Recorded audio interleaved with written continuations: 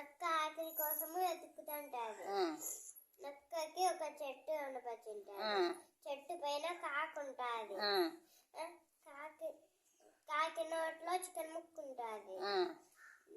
నక్క నీ గొంతు బాగుంది, పాట పాడవా అంటాది నక్క. ఎవరిని నక్క ఎవరిని వాడమంటుంది? కాకిని.